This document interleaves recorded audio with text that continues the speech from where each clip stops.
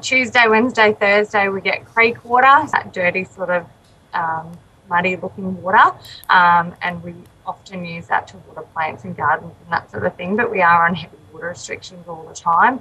Also then Friday through to Sunday we get bore water, which is very mineralised. It does smell and it's obviously salty. We don't drink it. We don't drink the non-potable water, but it's used for washing. So for example, we can't wash the sheets here on Tuesday, Wednesday, Thursday because they get stained, so we have to wait for the weekend to wash our white sheets.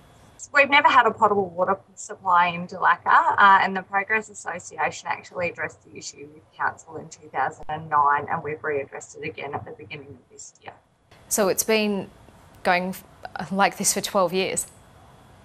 Yeah, there was no response. It wasn't followed up with. So as I said, we've addressed it again. I know there's a number of citizens who have been in the town for a number of years who've made consistent complaints regarding the water quality. So has the ongoing drought brought it to a head? Look, we decided to bring it to attention because the town's in a little bit of a growth circumstance. So obviously with the hotel, we've got development approval for a tourist park, and there's another business that's just started into town. So it's very difficult to start food businesses when you've got non-potable water.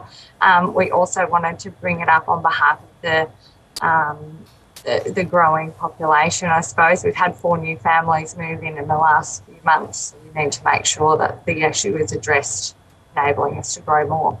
Because this is a problem not just in your town, but for this part of Queensland, isn't it? They've been trucking in water to communities and towns.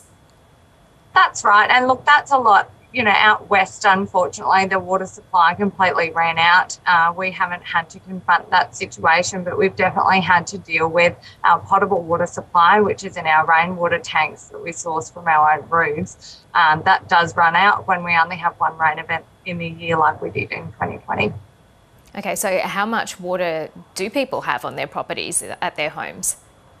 It's varying.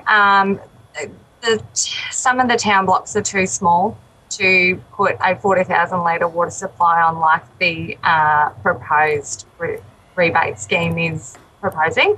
The other issue is a lot of people in town can't afford the upfront cost of the rainwater tanks, and with only a 30% rebate in return, it's out of a lot of their pockets.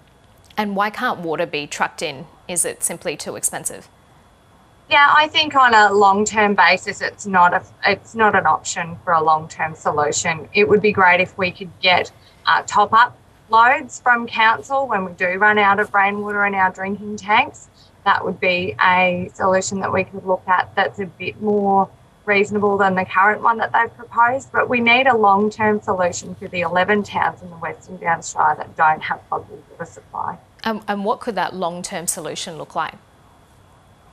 We have creek water that could potentially be treated. That wasn't proposed in the latest solution guide from council at their latest minutes. I don't know why that is. There might be a valid reason why that wasn't presented, but it would be nice to have a discussion with perhaps some community members in all the towns that don't have potable water with council to work out a long-term sustainable solution for providing drinking water to the towns with none.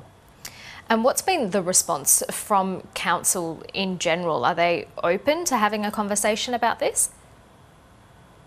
They have communicated with the committee once we put the proposal forward, and they have definitely put forward options. They just don't seem particularly realistic. One of them was creating a line from Miles to Dulacca, and that's an enormous expense.